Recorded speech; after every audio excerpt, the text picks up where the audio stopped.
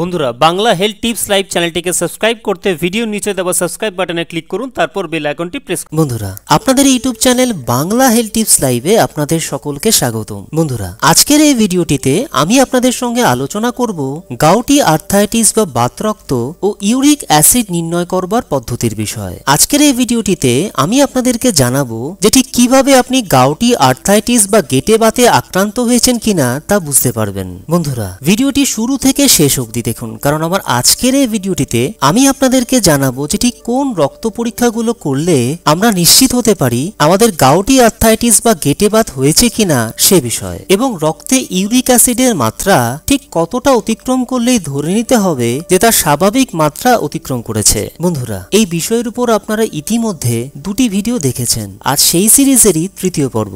আপনাদের সুবিধার্থে এই ভিডিওটির নিচে ডেসক্রিপশন বক্সে গাউটি আর্থাইটিস, বাতের ব্যথা, জয়েন্ট পেইন এবং আপনার শরীরে যে কোনো ধরনের ব্যথা বেদনা থেকে ঘরোয়া উপায়ে চটজলদি মুক্তি পাওয়ার ঘরোয়া সমাধানগুলোকে নিয়ে আমার যাবতীয় ভিডিওগুলোকে একসাথে পরপর দেখবার জন্য ব্যথা পেইন রিলিফ হোম রেমিডিস নামে আপনাদের জন্য সম্পূর্ণ একটি আলাদা প্লেলিস্ট লিংক আমি তৈরি করে দিয়েছি, যার সাহায্যে আপনি এই ধরনের সমস্যাগুলো থেকে মুক্তি পাওয়ার ঘরোয়া সমাধানগুলোকে একসাথে হাতের কাছে পেয়ে যাবেন। চলুন বন্ধুরা আর সময় নষ্ট না করে এবারে মূল ভিডিওটিতে প্রবেশ করা যাক।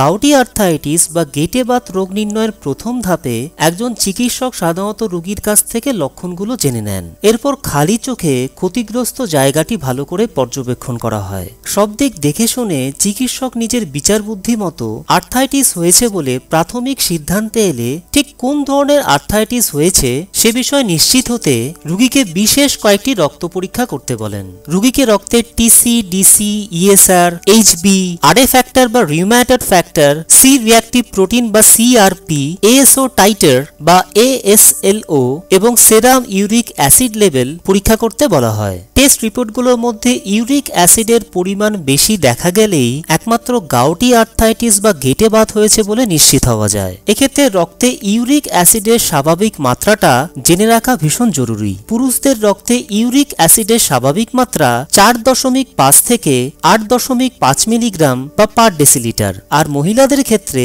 রক্তে ইউরিক অ্যাসিডের স্বাভাবিক মাত্রা 2.5 থেকে 7.5 মিলিগ্রাম বা পার ডেসিলিটার। তবে বর্তমানে চিকিৎসকরা মনে করেন পুরুষদের 6 মিলিগ্রাম পার ডেসিলিটার এবং মহিলাদের ক্ষেত্রে 5.5 মিলিগ্রাম পার ডেসিলিটারের বেশি ইউরিক অ্যাসিড থাকলেই গাউটি আর্থাইটিস বা গেটে বাত রোগে আক্রান্ত হওয়ার আশঙ্কা থাকে।